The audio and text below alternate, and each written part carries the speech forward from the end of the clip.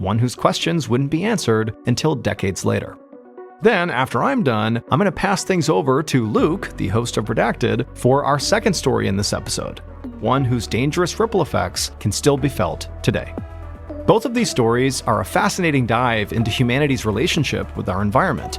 Whether it's in medicine or warfare, humans often push the boundaries of the natural world to further our own aims. But sometimes, nature pushes back against us.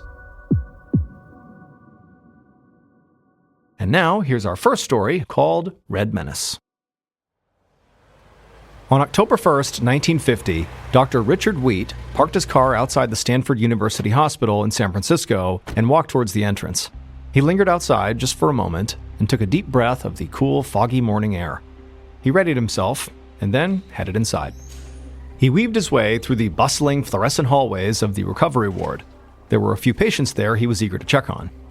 He made his way to the room of one of the patients he'd been keeping an eye on for the past few weeks.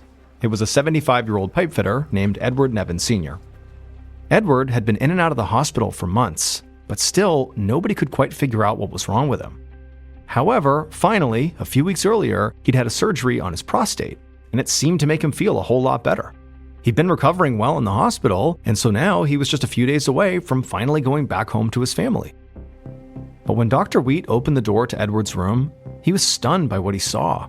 The skinny old man laying under the sheets in bed turned to look at the doctor blankly. He didn't seem to recognize Dr. Wheat.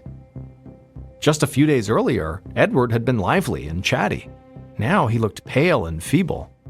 Dr. Wheat made his way over to Edward's bedside and asked him how he was doing. Edward groaned that he felt too weak to move. He developed a nasty cough, too. And more than that, it really hurt when he urinated, and his urine was also bright red. As Dr. Wheat listened, he nodded calmly and acted like everything was fine. But inside, he was very worried.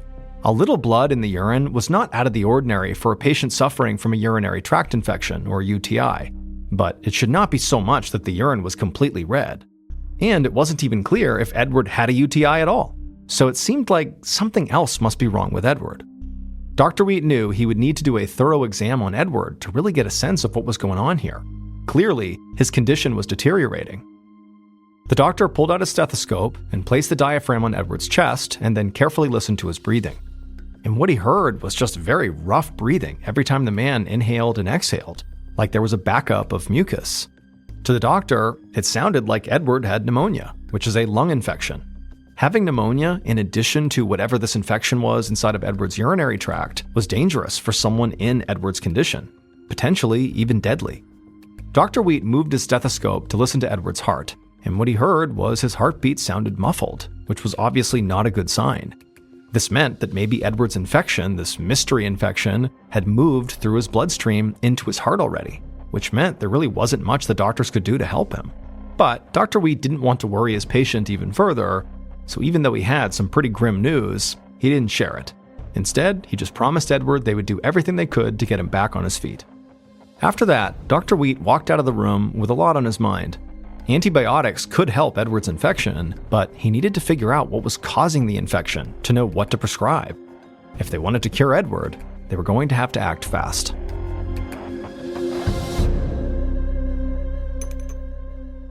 Later that night, a few floors down from where Dr. Wheat had checked on Edward Nevin, a lab technician named Ann Zuckerman processed blood samples in the Stanford Hospital lab.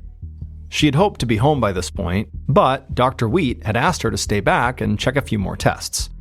Dr. Wheat had told her all about Edward Nevin's case, how the man had an infection both in his lungs and urinary tract, and his urine was bright red. Dr. Wheat also said he had no idea what caused this infection, and he needed Ann's help to try to figure it out. Ann was not one to leave a mystery unsolved, so she had agreed to stay a bit longer to help Dr. Wheat. Ann checked the results of the test she had performed on Edward's blood, and the sample showed only one abnormality. Edward had tested positive for a bacteria called Serratia marcescens. Ann thought that was odd. She had heard about this bacteria before. She knew it was sometimes used to conduct experiments in laboratories, but they didn't use it at this hospital. Beyond that, she had never heard of anybody using it anywhere in the Bay Area. And so quickly, she grabbed a medical textbook off the shelf and thumbed through it to the right page that talked about this bacteria. It said that S. marcescens was usually harmless. According to the textbook, the bacteria was indeed sometimes used in classrooms for experiments, and also critically, the bacteria also produced a red pigment. And so Anne thought that must explain our patient's bright red urine. However, this bacteria did not explain Edward's lung infection. It did explain the potential urinary tract infection, because basically it showed he didn't have a UTI. Instead, the red urine was this pigment from the bacteria. But this bacteria, S. marcescens, was supposed to be harmless and was not in any way tied to lung infections. So why was this typically benign bacteria apparently making Edward so sick? Furthermore, how did he even come in contact with it? Since no one in the hospital used the bacteria, how could it have made its way into Edward's bloodstream? Anne wasn't sure what to make of this, but she hoped Dr. Wheat might have some ideas. So she hurried over to the phone and dialed his number at home. 3 weeks later, Dr. Wheat walked quickly down the halls of the hospital.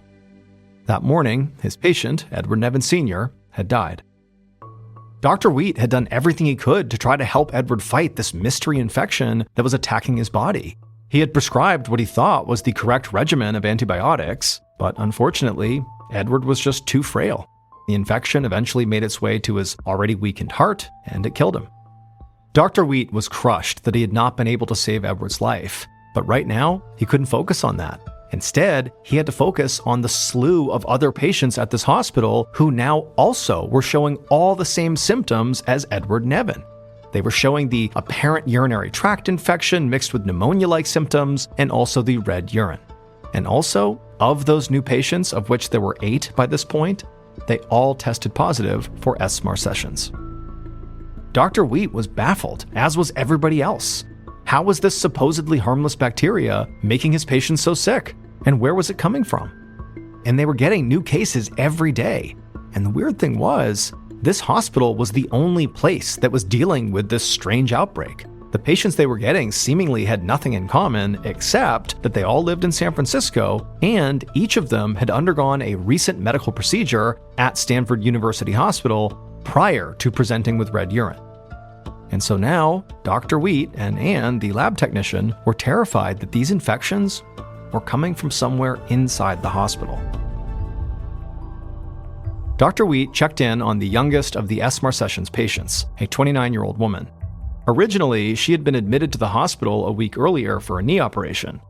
But following the operation, she developed these mysterious symptoms. The woman smiled weakly as Dr. Wheat checked her vitals. But despite her smile, the doctor knew she was in a great deal of pain. Dr. Wheat couldn't believe that an otherwise healthy young woman was so affected by this mystery infection. The pneumonia symptoms shared amongst the patients indicated that they may have somehow inhaled this bacteria. But that didn't make any sense. S. marcescens was not some toxic fume. It was a harmless lab culture. There was no reason for it to be floating around in the air, especially the air in a hospital that didn't use or study that particular bacteria at all, which genuinely frightened Dr. Wheat. If they couldn't figure out where this bacteria was coming from, there'd be no way to stop it.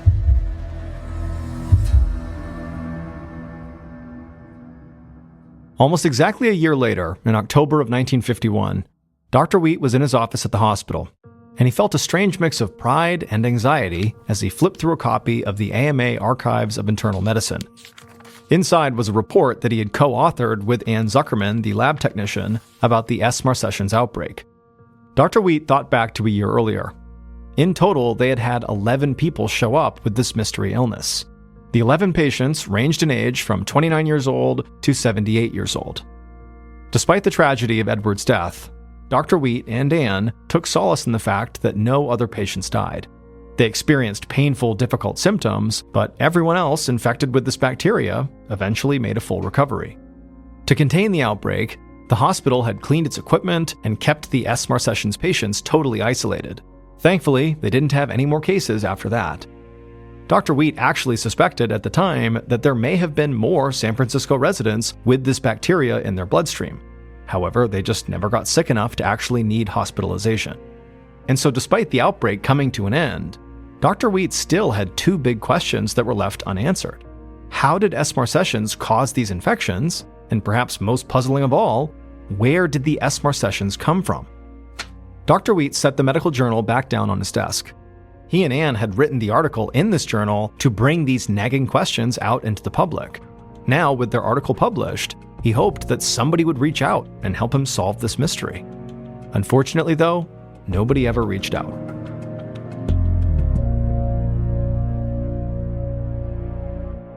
"25 years later, on December 22, 1976, medical malpractice lawyer Edward Nevin III, the grandson of Dr. Wheat's patient, Edward Nevin Sr., walked into his own office in San Francisco feeling very festive.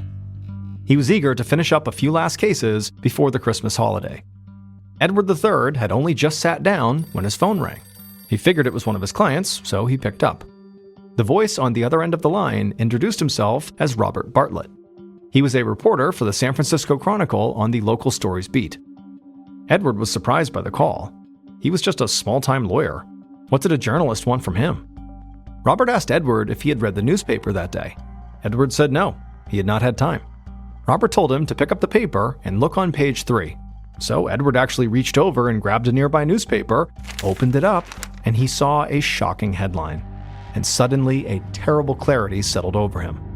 After a quarter century, Edward and his family now finally had an explanation for what actually happened to his grandfather.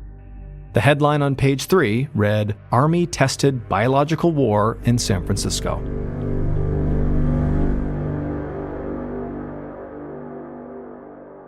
The S. marcescens outbreak in San Francisco was not just some chance infection. Edward's grandfather and the other 10 patients were the victims of a biochemical attack, and the United States Army was behind it. On September 26, 1950, as part of a weapons test, Army officials aerosolized the bacteria S. marcescens and sprayed it directly into the San Francisco fog near the Stanford University Hospital. 2 days later, Edward Nevin developed all of his symptoms, the first known case of an S. marcescens infection in the city. At the time, America was in the midst of the Cold War, and the American government was very concerned about the threat of a Soviet biochemical weapon, and were eager to test how such an attack would affect the United States. From 1949 to 1969, the United States conducted over 200 experiments to assess the threat of biochemical weapons in highly populated areas. Shockingly, it performed these experiments on its own people, using American citizens as unwitting guinea pigs. Now, the Army claimed these tests would be harmless. However, many of the substances they used to test these potential attacks had dangerous effects, like Serratia marcescens. In San Francisco specifically, the S. marcescens experiment was titled Operation Sea Spray. Army officials sprayed S. marcescens into the fog to see how weather might spread a weaponized bacteria. Perhaps the thinking was that the government would be able to track how many people this affected by monitoring if anybody mentioned having bright red urine, which was alarming but not overall harmful. However, the government did not anticipate the much more dangerous symptoms that came with S. marcescens infection. The U.S. Army scientists believed the S. marcescens bacteria was entirely harmless, and they chose not to report their experiments to health officials. However, when the news broke about the S. marcescens outbreak, and when the news broke that Edward Nevin had died as a result of it, the Army continued utilizing S. marcescens in dozens of tests in cities all across America. The Army's experiments were eventually stopped in 1969, when President Nixon issued an executive order banning chemical and biological weapons testing. In 1977, 27 years after Operation Sea Spray began, the Army finally admitted to spreading the S. marcescens bacteria in San Francisco. However, they maintained that the S. marcescens infections that occurred during the time the experiment was happening were purely coincidental. Now, this did not sit right with Edward Nevin's family or any of the other victims involved in the S. marcescens outbreak, but Nevin's family actually sued the government for wrongful death. Their case made it all the way to the Supreme Court. But ultimately, the courts decided there was insufficient evidence that Nevin's death was actually caused by Operation Sea Spray.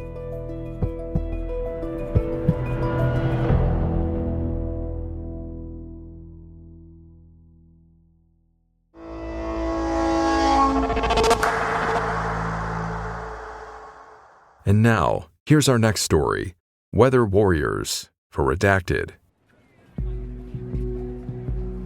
In August 1963, a crowd of Buddhists gathered in a town square in Hue a city in South Vietnam. Their protest was a silent one, but there was a palpable energy in the air. They were determined not to be beaten.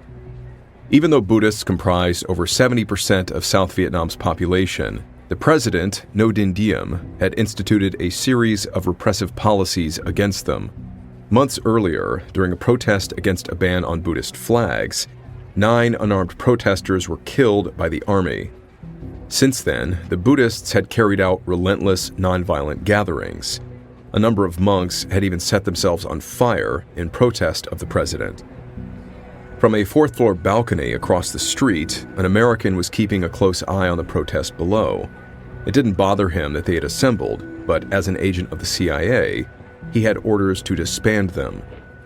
He watched as local police marched in against the protesters. They threw tear gas canisters into the crowd, sending clouds of vapor billowing up into the square. Many of the protesters started to cough, but most of them held their ground. The CIA agent knew they were going to need something stronger to get the protesters to leave. Then his radio crackled to life. A voice came through, asking for permission to take off. The agent picked up the receiver and gave the order. Their mission was a go. A few minutes later, the faint sound of an American carrier plane's engines zoomed overhead. It had become an awfully common sound over the past few months, and no one paid it much mind, except for the CIA agent. Gripping the receiver tightly in his fist, he looked up into the sky, his heart thrumming with nervous excitement.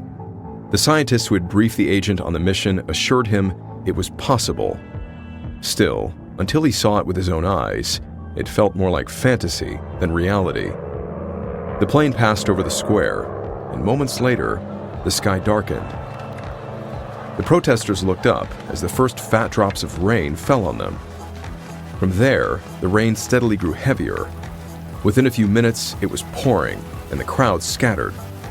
The agent looked on, stunned by what he'd just seen. It actually worked. The protesters didn't respond to tear gas, but there must have been something about the rain that caused them to leave. Whatever the reason, the United States now had control of the weather, and they could use it anytime they wanted.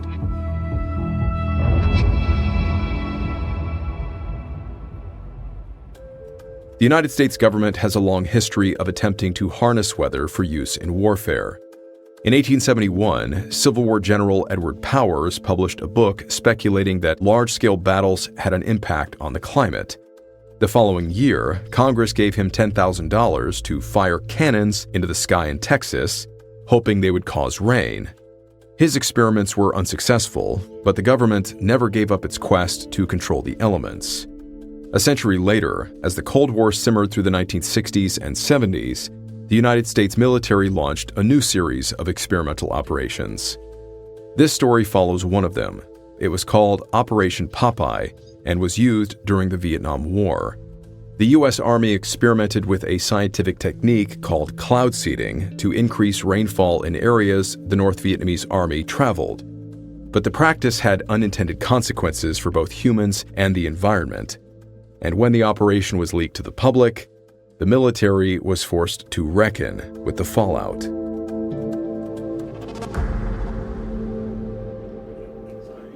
In early 1967, almost 4 years after the initial test to break up a Buddhist protest in South Vietnam, Lieutenant Colonel Ed Soyster was stuck in a stuffy meeting room at the Pentagon.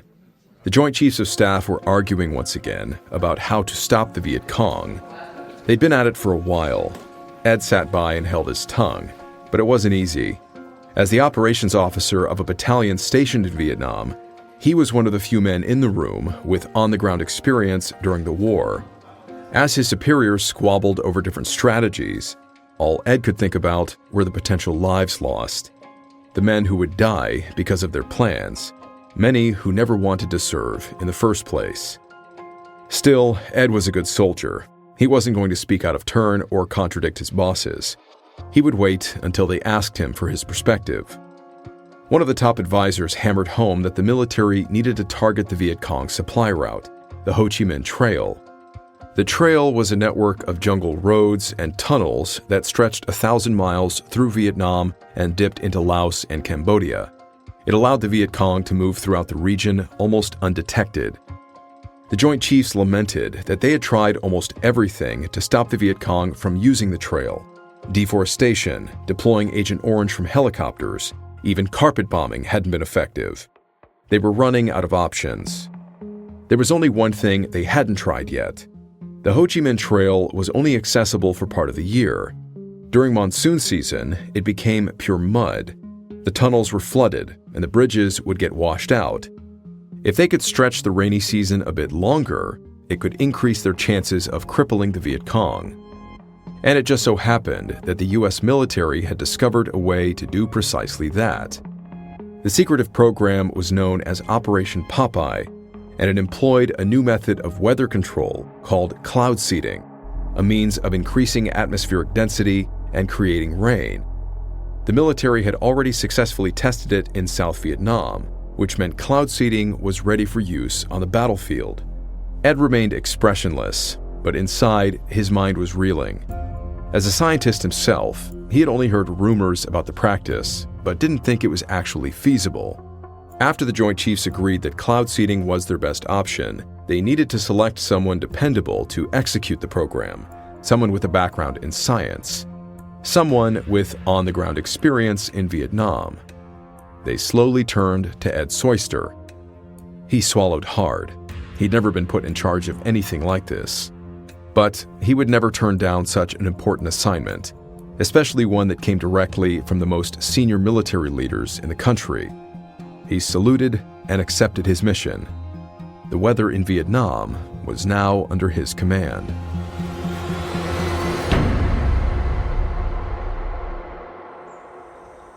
A few months later, in the fall of 1967, an American pilot walked down an airstrip carved out of the jungle in Thailand. He looked up at the sky. The sun was finally peeking through the clouds. After months of monsoons, he was grateful to finally have a break in the weather. He knew it wouldn't last long, though, not if his orders from Lieutenant Colonel Ed Soyster were to be believed. Because today, he wasn't going to be dropping napalm on the jungle or Agent Orange. He was going to be dropping rain. The pilot climbed into the cockpit of his C-130. He turned the engines on and radioed control. He was cleared for takeoff. A few minutes later, he was flying over the jungles of Vietnam. He scanned his instruments as he navigated to his drop point. Lieutenant Colonel Soyster had been clear. This needed to be precise. As the pilot approached his target, he flew lower, dipping close to the trees. Below him was nothing but thick jungle and a few wisps of clouds. He positioned his finger on the trigger and took a deep breath. He'd been briefed on how cloud seeding worked, and it was making him more anxious than any of the bombs he'd ever dropped. The moment arrived, and the pilot pulled the trigger. Several metal canisters ejected from the plane. They immediately burst into flames, spewing millions of particles of silver iodide and lead iodide into the air. As the particles dispersed through the clouds, atmospheric water clung to them tightly. These particles would amass more and more water, making the clouds larger and darker, and soon enough, they would be ready to burst. The pilot veered right and turned back toward his home airstrip. He looked behind him and could barely believe what he saw. It was actually starting to rain. And far below, on the jungle floor, the Ho Chi Minh Trail would soon turn to deep, impassable mud. Operation Popeye was fully underway.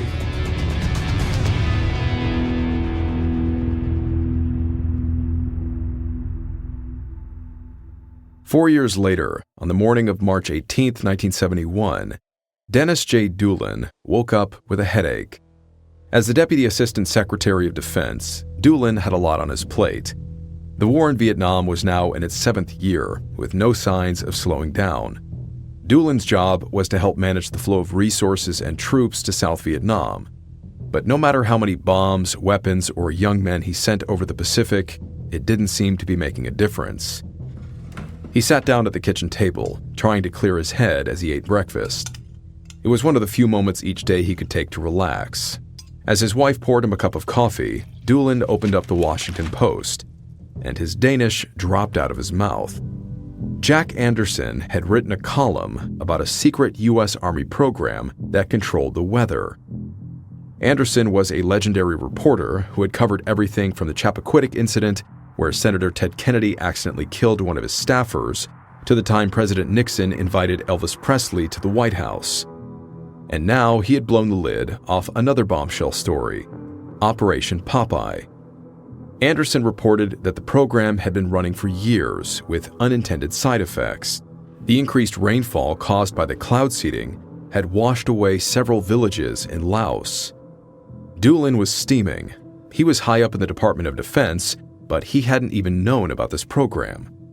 He sipped his coffee, trying to get a grip. As if the war wasn't going bad enough already, now he had a PR disaster on his hands. Right on cue, the phone on the wall began to ring. Doolin felt a pang of fear in his stomach. It was probably one of his bosses, demanding to know how the story got out. He marched over and picked up the receiver. Instead, it turned out to be a reporter from the New York Times. He asked Doolin what he thought about Anderson's story. Through gritted teeth, Doolin replied, "No comment," and hung up. Doolin's wife asked him what was going on. She was used to seeing him frustrated with the news, but she could tell he was more bothered than usual. He sat back down at the kitchen table, trying to collect his thoughts. The American public already felt lied to about what the military was doing in Vietnam. But Operation Popeye was different. It was going to scare people. They were going to demand answers, which Doolin didn't have.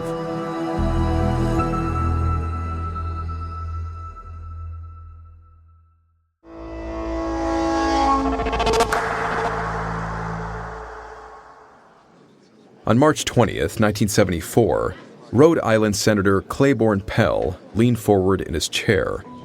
He watched carefully as representatives from the Department of Defense filed into the hearing room. His frown deepened as he saw Dennis Doolin and Ed Soyster take their seats. It was almost 3 years to the day after Jack Anderson's first article about cloud seeding was published, and a year after U.S. troops had left Vietnam. The country wanted answers for the war, and for Operation Popeye in particular. Senator Pell wanted answers too. This hearing, held in secret, was a first step towards getting clarity about the program. Senator Pell adjusted the mic and launched into his questions. He looked down sternly at Doolin and Soyster and demanded to know what the military was doing with the weather in Vietnam. He asked why on earth newspapers like the Washington Post had a better picture of the story than the United States Senate. Doolin shuffled uncomfortably in his seat. He assured the senator that he also had no knowledge of Operation Popeye until the Post's article. Pell's eyes shifted to Soyster. He demanded to know why the Thai and Laotian governments weren't informed on specifics. Soyster cleared his throat. He began by assuring the committee members that the cloud seeding program was both safe for the environment and effective in deterring use of the Ho Chi Minh Trail. Beyond that, he only gave a vague response about the security risk of informing American allies about the cloud seeding program, and he wouldn't give specifics about why the operation had been kept under such a tight lid. Pell shook his head. This was typical. As a retired naval man himself, he knew a strategic non-answer when he heard one.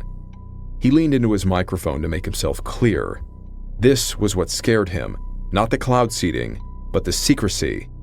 The military could have any number of programs that Congress had no idea about. It could not operate with such little oversight. Pell pressed on. He asked the men if there were any other weather control operations underway. What about hurricanes, typhoons? Doolin shook his head. The science to manipulate those kinds of weather events didn't exist, and in his opinion, contrary to Soyster's account, Operation Popeye hadn't even made much of a difference during the war. The Army's interest in controlling the weather was over. Pell raised an eyebrow. Doolin himself said he had no knowledge of Operation Popeye until Anderson's article was published, and his boss, Defense Secretary Melvin Laird, had lied to Congress when the story broke, denying the existence of the entire operation. So how could he possibly believe Doolin when he said that the Army had no additional projects aimed at controlling the weather? The men did their best to assure Pell they were telling the truth, but the senator wasn't convinced. He gave Doolin and Soyster their marching orders. Operation Popeye needed to be declassified. If the Army truly had nothing to hide, it was time the entire project was made public. Doolin and Soyster nodded. Pell called an end to the hearing, but as he got up from his chair, something still bothered him. He felt the Army was playing a dangerous game. They seemed to have completely ignored regulations and alliances in the pursuit of a potentially hazardous new technology. Perhaps it was time to go a step further and ban weather control as a weapon altogether, before the Army took it too far.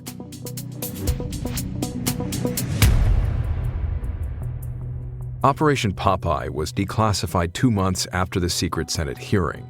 The newly revealed details of the project ruffled feathers in the intelligence community. The implications of the U.S. military manning such a wide-reaching program without full transparency raised alarm bells. It also worsened Americans' faith in their government, which was already low due to the Vietnam War. Anti-war activists were shocked at how callously the military had treated American allies in the region, particularly after leaks revealed that the Army had covertly bombed Cambodia and Laos. The destruction of Laotian villages during the cloud seeding operation was widely condemned, and many environmental activists were disturbed by the implications of Operation Popeye. Silver iodide and lead iodide can be potentially toxic, especially to sea animals. Though Lieutenant Colonel Ed Soyster maintained to the Senate that the cloud seeding program was fully safe for the environment, the government had known about the negative impact that the operation could have on the region's crops. Following the backlash, Senator Claiborne Pell helped pass a resolution urging the government to pursue an international treaty against weather modification. In 1976, the United Nations signed the Environmental Modification Convention. The use of weather control for any hostile purpose remains banned to this day.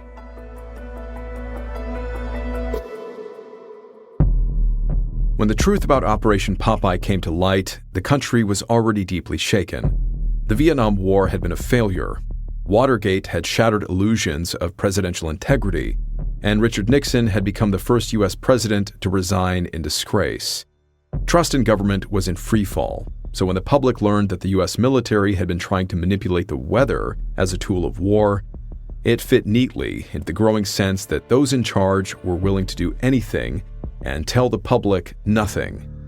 The impulse to question power is healthy, even patriotic, but when answers are withheld, suspicion and speculation fill the void. That's how we get from cloud seeding in Vietnam to full-blown conspiracy theories about things like mind-controlling chemtrails from jet exhaust or space lasers that cause hurricanes. Ironically, the government's efforts to conceal the truth often end up feeding the very paranoia they're meant to prevent. The less transparent institutions are, the more room there is for wild theories to flourish. And over time, these fantasies don't just distort reality. They chip away at our ability to act collectively, to trust one another, and to hold power accountable in any meaningful way. What Operation Popeye reminds us is this: secrecy may serve short-term goals, but in the long run, it has a cost. Because in a system built on public trust, the truth doesn't just matter. It's the only thing that can hold the country together.